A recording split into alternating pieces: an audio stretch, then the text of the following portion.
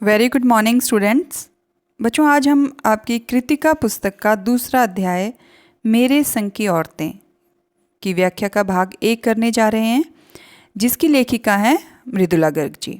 तो इससे पहले कि हम अध्याय शुरू करें, उनके जीवन परिचय पर थोड़ी नज़र डाल लेते हैं।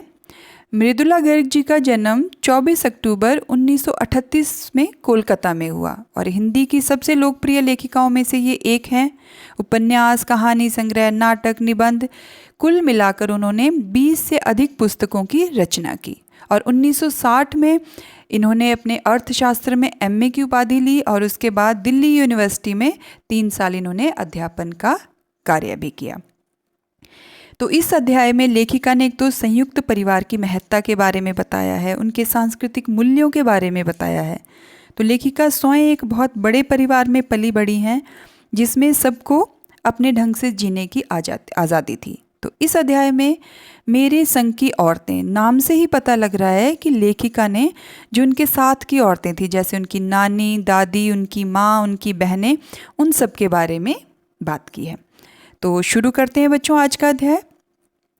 लेखिका कहती है, मेरी एक नानी थी, जाहिर है अर्थात सबके होती है, पर मैंने उन्हें कभी देखा नहीं था क्योंकि लेखिका की माँ की शादी से पहले ही उनकी मृत्यु हो गई थी और शायद नानी से कहानी ना सुन पाने के कारण हम 3 बहनों ने खुद कहानियाँ कहीं। अर्थात लेखिका 3 बहनें थी जो सभी लेखिकाएं ही रही। वो कहती हैं कि नानी से कहानी हमने भले ना सुनी हो, पर नानी की कहानियाँ बहुत सुनी हैं। पर उन कहानियों का मर्म लेखिका को बहुत बाद में समझ आया। पहले तो वो इतना ही समझ पाई अपनी नानी के बारे में कि नानी एक पारंपरिक, अनपढ़ और पर्दानशी औरत है।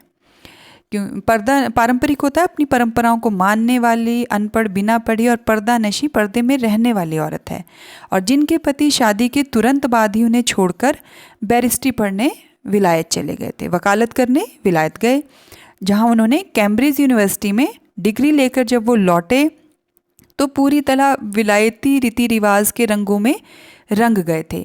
पर नानी ने उनका असर अपने रहन सहन पर नहीं पड़ने दिया। वो जिस तरह जीती थी उसी तरह जीती रही। ना उन्होंने अपनी इच्छा और आकांक्षा और ना ही अपनी पसंद नापसंद का इजहार कभी अपने पति पर किया। वो जिस तरह से जीती थी उस तरह से ही उन्होंने अपना जीवन जिया।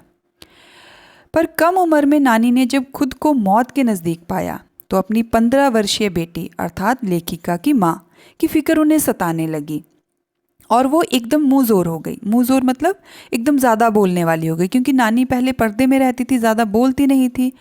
और नाना से उन्होंने कहा कि आप अपने दोस्त स्वतंत्रता सेनानी प्यारेलाल शर्मा से मुझे मिलवाइए। ये सुनकर सब दंग रह गए कि एक पर्दानशी औरत जो अपने खुद के पति से भी मुंह खोलकर बात नहीं करती थी, वो आज आखिरी वक्त में किसी अजनबी से क्या कहना चाहती है। पर नाना ने वक्त की कमी और मौके की जो हालात थे उनको देखकर कोई सवाल जवाब नहीं किया और वो फ़ौरन गए और अपने दोस्त को अपने बीबी के हुजूर में पेश कर दिया, अर्थात उनके सामने ले आए। अब नानी ने जो कहा वो और भी हैरत अंगेज कर देने वाला था, हैरान कर देने वाला था। उन्होंने कहा, प्यारेलाल से उन्होंने कहा कि आप मुझे वचन दीजिए कि मेरी लड़की का रिश्ता आप तय करेंगे, क्योंकि मेरे पति तो साहब हैं और मैं नहीं चाहती कि मेरी बेटी की शादी साहबों के फर्माबरदार से हो। तो नाना जो थे वो वकील थे और उस वक्त अंग्रेज़ों के गुलाम था हमारा पूरा देश, तो वो अंग्रेज़ों के वफ़ादार थे। तो नानी नहीं चाहती थी कि किसी अंग्रेज़ों के वफ़ादार से उनकी बेटी की शादी हो, तो आप खुद जो है उसके लिए लड़का ढूंढेंगे और उसकी शादी करेंगे। पर कौन कहता था कि आज़ादी से पूरी तरह बेखबर उस औरत के मन में देश की आज़ादी के लिए ऐसा जुनून था। तो ये देखकर सब दंग रह गए कि वो देश की आज़ादी के लिए उसके मन में कितनी चाहना थी कि वो अपनी बेटी की शादी किसी स्वतंत्रता सेनानी से करवाना चाहती थी। बाद में मेरी समझ में आया, अर्थात लेखिका की समझ में आया कि नानी जो है वो निजी जीवन में काफ़ी आज़ाद ख्याल की थी।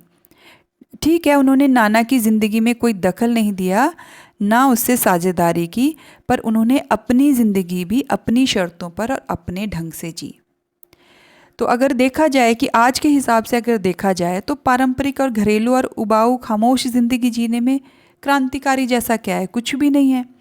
पर वो कहती हैं कि दूसरों की तरह जीने के लिए मजबूर ना होने में ही असली आज़ादी है। ये नानी का बहुत बड़ा गुण था कि वो हमेशा अपनी शर्तों पर जी, अपने ख्यालों से जी, वो कभी भी दूसरों के प्रभाव में नहीं आई।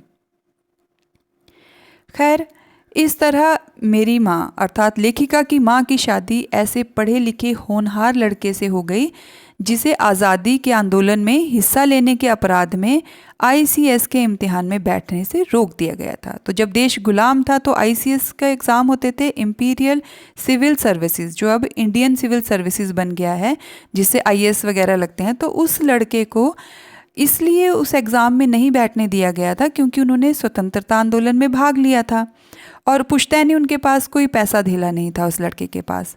और लेखिका की माँ बेचारी को अपनी माँ अर्थात लेखिका की नानी और गांधी जी के सिद्धांतों के चक्कर में सादा जीवन जीने और ऊंचे ख्याल रखने पर मजबूर होना पड़ा। हाल उनका ये था कि खादी की साड़ी उन्हें इतनी भारी लगती थी कि कमर चनका खा जाती। मतलब वो इतनी दुबली पतली थी कि खादी की साड़ी भी अगर वो पहनती तो लगता था कि कमर जो है वो चनका खा जाएगी। रात भर जागकर वो उसे पहनने का अभ्यास करती क्योंकि दिन में शर्मिंदगी ना उठानी पड़े। तो वे कुछ ऐसी नाजुक थी कि उन्हें देखकर उनकी सास यानी लेखिका की दादी कहती थी कि हमारी बहू तो ऐसी है कि धोई पोंछी और छींके पर टांग दी। गनीमत यही है कि किसी ने उन्हें छींके से उतारने की पेशकश नहीं की। अर्थात वो बहुत ही दुबली पतली है। धोई पोंछी और छींके पर टांगना होता है कोई बहुत ही दुबला पतला इंसान होना। तो अब ये क्यों नहीं पेशकश की छींके पर से उतारने की, उसकी दो वजहें बताई जाती हैं। पहली यही कि हिंदुस्तान के तमाम बाशिंदों की तरह, बाशिंदे होता है जो हिंदुस्तान में रहने वाले थे, उन्हीं की तरह उनके ससुराल वाले भी साहबों से खासे अभिभूत थे। मतलब उनके प्रभाव में बहुत ज़्यादा थे। हालांकि उनके पति नहीं थे, पर जो और ससुराल वाले थे वो अंग्रेज़ों से काफ़ी अभिभूत और उनके प्रभाव में रहते थे, दबाव में रहते थे। और मेरे नाना साहब माने जाते थे पक्के साहब, वो साहब माने जाते थे। बस जात से वो हिंदुस्तानी थे, बाकी चेहरा मोहरा रंग ढंग पढ़ाई लिखाई सब अंग्रेज़ों वाली थी। और मज़े की बात यह थी कि हमारे देश में आज़ादी की जंग लड़ने वाले ही अंग्रेज़ों के सबसे बड़े प्रशंसक थे, गांधी नेहरू हों या मेरे पिताजी के घर वाले। तो वो कहते हैं कि हालांकि पिताजी उनके स्वतंत्रता आंदोलन में भाग लेते थे, पर जो उनके घर वाले थे वो अंग्रेज़ों के प्रशंसक थे। जैसे गांधी और नेहरू भी स्वतंत्रता आंदोलन में भाग लेने के बावजूद भी अंग्रेज़ों के प्रशंसक ही रहे। भले लड़का आज़ादी की लड़ाई लड़ते जेब खाली और शोहरत सिर करता रहे, भले उनका बेटा जो है आज़ादी की लड़ाई लड़ रहा था जिससे उसकी जेब भी खाली हो रही थी और शोहरत नाम भी नहीं बन रहा था क्योंकि उसे तो एग्ज़ाम में भी बैठने नहीं दिया, पर दबदबा जो है वो उनके साहबी ससुर का ही था। एक आन बान शान वाले साहब ने उनके सिर फिरे लड़के को अपनी नाजुक जान लड़की सौंपी। तो आन बान शान वाले साहब कौन थे? उनके सिर फिरे लड़के को अपनी नाजुक जान लड़की को सौंप दिया, अर्थात नानी के कहने पर। नानी ने जो अंत में ये शर्त रखी कि मेरी बेटी की शादी किसी स्वतंत्रता सेनानी के साथ होगी, तो वो कहती हैं कि उससे रोमांचक क्या कोई परी कथा होगी कि ऐसी रोमांचक कहानी कि एक नाना जो अंग्रेज़ों के फर्मा बरदार थे, उन्होंने स्वतंत्रता आंदोलन में भाग लेने वाले लड़के से शादी कर दी। तो वो कहती हैं कि ये कहानी तिलिस्म को और गाढ़ा कर देती है कि नानी की सनक भरी आखिरी ख्वाहिश, नानी की सनक भरी आखिरी ख्वाहिश थी। सनक होता है कि एक पागलपंती वाली ख्वाहिश की स्वतंत्रता सेनानी से मेरी बेटी की शादी हो, और नाना को रजामंदी देनी पड़ी क्योंकि वो नानी की अंत समय की ख्वाहिश थी। तो वो कहती है कि ये रोमांचक उपकथाएं हैं कि मतलब इतना रोमांचक जैसा था, और ये कहानी एक तिलिस्म, एक जादू जैसा घर देती है कि ऐसा कैसे हो सकता है। और दूसरी वजह ये थी माँ की अपनी शख्सियत, कि माँ जो है उनकी अपनी जो पर्सनैलिटी थी वो ऐसी थी कि एक तो वो खूबसूरत बहुत ज़्यादा थी और नज़ाकत नाजुक बहुत थी, और गैर दुनियादारी के साथ ईमानदारी और निष्पक्षता कुछ इस तरह घुली मिली थी कि वे परिजात से कम जादुई नहीं मालूम पड़ती थी।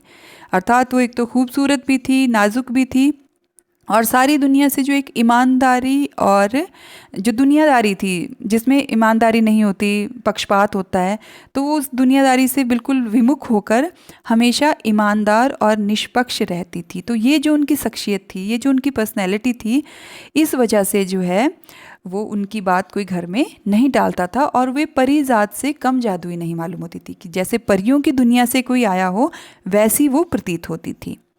उनसे ठोस काम करवाने की कोई सोच भी नहीं सकता था, कि कोई भारी काम करवाने की उनसे कोई सोच नहीं सकता था, क्योंकि वो बहुत दुबली पतली थी।